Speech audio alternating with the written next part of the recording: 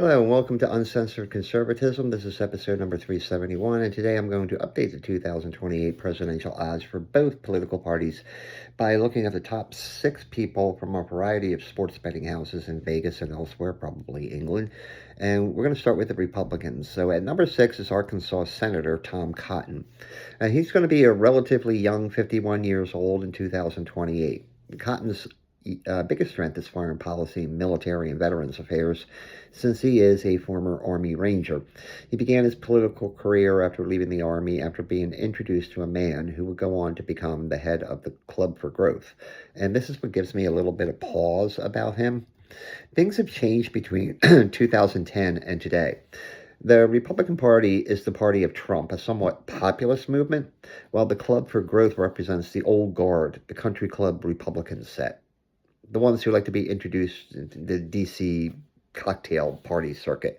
So one has to wonder whether Cotton is of that ilk or is he more a Trumpist. Now, to his advantage, he is generally backing Trump on most, if not all, legislation and policy. There's not too much negative in his background, as any so-called controversy has been addressed in his earlier runs for the Senate. Another consideration is he hails from Arkansas, which is a relatively safe red state. Not that makes a difference. But anyway, at number 5, and holding down that position from the last time I did this, is Secretary of State Marco Rubio. And all I got to say is what a great choice this was for that position. And I think he holds 4 or 5 different titles in the Trump administration right about now. Now, who would have thought, given the 2016 primaries, that little Marco and Big Hands Trump would patch it up and Rubio would become such a willing ally? The thing I like about Rubio is that he's articulate and principled. He gives no quarter, and he calls out grandstanding Democrats in Congress and their lackeys in the media. And that comes from principle. Now, I know a lot of conservatives who don't trust Rubio over the so-called Gang of 8 immigration reform stuff that went down during the Obama administration. Many rightfully called it out as amnesty, and Rubio took most of the heat among Republicans by conservatives. Just let it fucking go, people. That was 3 administrations ago. Rubio's moved on, and it's time conservatives move on also. And it shouldn't make a difference, but Rubio is also Hispanic. Nah, he's not going to make any inroads with Puerto Rican bartenders from New York or crazy Mexicans in California. But he can speak their language better than Beto O'Rourke, that dork from Texas. And number 4, dropping a spot, is former presidential candidate and current candidate for governor of Ohio, Vivek Ramaswamy. When he ran in 2024, I often referred to him as Vivek Ramaswamy. There's something about the guy I didn't like. Like he's a snake oil salesman with a Hindu accent. But I have to say, the guy could talk a good game. I said, let's assume he wins the gubernatorial race in 2026. That would give him basically a year under his belt if he decides on another presidential run. And I just don't see it. I mean, he does have his name out there, given his 2024 run, and he bowed out and went into the good graces of Trump. And I somewhat have to wonder what Doge would have looked like if he had stayed in his role at Doge instead of Elon Musk being the face of it. Anyway, at number 3, and dropping 1 spot, is another 2024 candidate, former South Carolina Governor Nikki Haley. She served admirably in Trump's first administration as UN ambassador. Now, so what happened here? Well, while Trump was bulldozing his way to the 2024 nomination, Haley refused. Haley refused to step out and endorse Trump, and Trump has a long memory. And not that the next president has to be Trump. There's only one Donald Trump, but one would expect him to have some populist leanings, and I'm not sure Haley does. She seems to me like the old school Republican, the progeny of the Bush era. I think at heart she's conservative, but she tries to come off as a moderate, and it shows. And that may not be a good thing as a choice for the Republicans. She wouldn't be my first choice. She wouldn't even be my 6th choice. Holding steady at number 2 is Florida Governor Ron DeSantis. He's another candidate from 2024 who's in the good graces of Trump. When you think about it, he fits the mold as a perfect candidate. He's relatively young. He's articulate, principled, likable, has executive experience. He's worked in Washington as a congressman, so he knows the lay of the land. Now, add in the fact that come January 2027, he won't be governor of Florida anymore because he's term limited. He can certainly say he left the next governor a state in decent shape. But here's the problem. The fuck happened in 2024? The guy floundered out of the gate. He never recovered and rode off into the sunset or sunrise in Florida, whatever. He became 2024's Scott Walker, a governor from Wisconsin who shared all these attributes with DeSantis. But in his favor is that outsized personality of Donald Trump will not be vying for the job in 2028, or will he? If DeSantis makes a run in 2024, he'd be my choice because he was my choice in 2024, and nothing has made me change my mind on him. The question is whether Trump will endorse him or someone else, and that someone else holds down the number one spot and is Vice President J.D. Vance. So the Vice President is always considered the heir apparent to the existing president, unless you are infinitely unqualified like Kamala. But Vance has shown his mettle thus far. He's an unapologetic supporter of President Trump, and he hasn't strayed off the reservation. However, his chances in 2028 rely on the success or failure of President Trump. If Trump goes out in 2028 like he did in 2020 with low approval ratings, then Vance will have to distance himself somewhat from the Trump reservation. And that's where things can get a little dicey for Vance. He has to look supportive, but also independent. And that support or independence will be largely reliant upon Trump's success or failure. So we need to keep an eye on Trump's approval ratings going forward. If Vance can position himself on the correct side of those 80-20 issues and be the extension of Trump policies without being Donald Trump, keep an eye out on the guy. Now for the Democrats. For some reason, the Vegas odd makers have Michelle Obama coming in at number 6. I don't understand why old Mooch or Mikey Obama, as the case may be, is constantly mentioned in the mix. I mean, it would be the wet dream of every Democrat out there if she did run. But you would have to consider why she would want to give up the good life she has now with Barry O. She could stay in one of their 3 mansions, vacation when she wants, and host her little listen-to podcast where she can talk about how her 2 daughters have to be afraid of being pulled over by a white cop and other such bullshit. No doubt she's going to play the race card if she ran. But just as no one wants to see a President Donald Trump Jr. because Americans tend to dislike political family dynasties, no one we want to see a President Michael Obama either.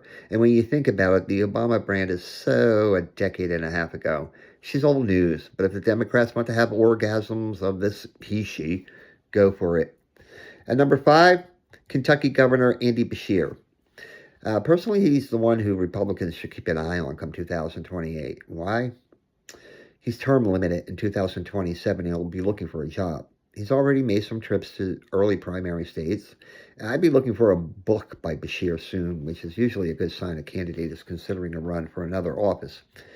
He will, without a doubt, tout the fact that he's a Democratic governor in a red state. He'll spout lines about bipartisanship, reaching across the aisle and getting things done, and other such shit. There's a reason for that, and it ain't Andy Beshear. He has to deal with Republican supermajorities in both chambers of the Kentucky legislature. Anything he vetoes, they can override. So it ain't Andy Beshear. On many social issues, he's to the left, but he comes off as a smooth-talking moderate. Again, he has to.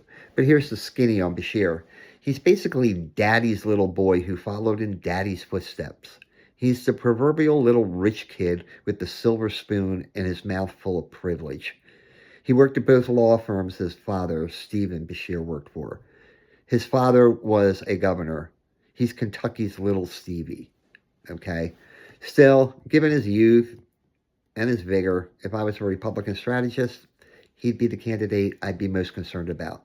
There's a lot of stupid voters out there who are going to think that the Democratic guy elected governor twice in a red state must be doing something right. And then he's going to throw in the voice of moderation shtick to the mix. But here's the thing about Beshear. He may be young, handsome, photogenic, but he's going to wilt under the spotlight.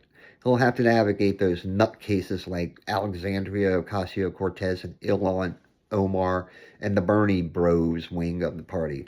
He'll have to turn left, which is what he really is, in a primary, and that whole moderate facade falls by the wayside.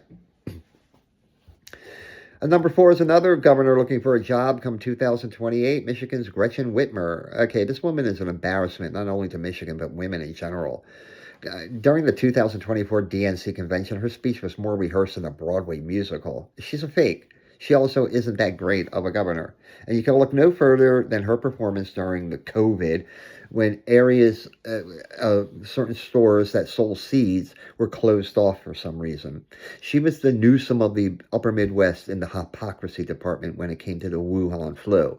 And who can forget her undying love for Kamala, or Kamala's love for Doritos, and that cringy video Whitmer put out about Doritos that looked like she was receiving communion, and then she had to apologize for it. She's the female epitome of the do as I say, not as I do governor. And COVID proved her hypocrisy. Plus, she did the unforgivable. She met President Trump in the White House, then hid her face behind a binder when photographed. While other Democratic governors were reducing taxes, she repealed a tax cut passed by the legislature using a novel legal theory. She also repealed the state's right to work laws and policies, which I guess was a nod to the unions. But here's the thing. Nationally, unions are a dying breed. So she has her work cut out for her. And number three, Pete Buttplug Buttigieg, everyone's favorite gay politician. Well, if you're a Democrat. This clown has been hanging at number three since I started doing this, and I don't understand why. Why? Here's a mayor of a mid-sized city who failed. He was a failed presidential candidate, and he was a failed transportation secretary, which is more like an afterthought in an administration. To the Democrats, I guess it's because he's an unabashed fag. That's about it. It makes me wonder, is he the pitcher or the catcher in that relationship? Can you imagine a Buttigieg inauguration, rainbow flags hanging behind him kissing his wife or husband or whatever the hell it is, and then we'd have a whole new meaning to the term inaugural balls. So it's easy to make fun of his gayness and all that, but besides that fact, you'd be hard-pressed to come up with one accomplishment by Buttigieg in any political role he's played. Besides being inept, the only thing he has going for him is his homosexuality. Seriously, that's the selling point. And the Democrats will sell that fact as proof he's competent enough to be president. It's like, being black. Any opponent would have to walk on eggshells when it comes to him, or else they'll be branded a homophobe. I mean, as the mayor of South Bend, there was a spike in violent crime. When the city was being redeveloped, he ignored the black people. The only well-lit street in the city is the one leading to Notre Dame University. And look at his tenure as transportation secretary. East Palestine, Ohio was neglected for weeks after a major train derailment that created an environmental nightmare. During the holiday season one year, thousands of Southwest airline passengers were stranded with no Pete in sight. Under his leadership, for the first time in 20 years, all airline traffic was grounded for 2 hours nationally. That's his legacy. But first, he wants to be a senator from Michigan, from rumors out there. I guess so he wants to fuck up the Senate like he fucked up the transportation department. As Tom Cotton once said, he couldn't organize a one-car funeral. Okay, at number two, and formerly at number one, is Pennsylvania Governor Josh Shapiro. Okay, so Kamala passed him over for Weirdo Waltz of Minnesota. Now, there's no reason to believe that Shapiro would have helped Kamala over the finish line. Maybe she could have won Pennsylvania, but that would not have made a difference. The only difference would be we would not have the entertainment of everyone's self-professed knucklehead governor and his jazz hands, Governor Weirdo Waltz. But Josh had a problem. You see, he's Jewish, and when there are Palestinian flags to fly and scarves to wear, he just didn't fit the Kamala bill. Besides, she had a Jewish husband, so why another Jew? Now, I honestly don't believe Shapiro's Judaism is a major problem. Certainly no more than John Kennedy's Catholicism was a problem. It may be to some people, but not many. Unless you're Ilhan Omar or Rashida Tlaib or Alexandria Ocasio-Cortez, Ayanna Pressley, and Jasmine Crockett. So, as governor, he has to deal with a split legislature, and it gets dicey sometimes in Harrisburg. I still don't believe they passed a budget for the current fiscal year. And that split legislature sometimes pulls Shapiro to the center of the political spectrum. a real no-no for the far-lefty loons in the Democratic Party. Plus, he's seen as too pro-Israel. He supports school vouchers for private education, and he has the support of law enforcement in his state.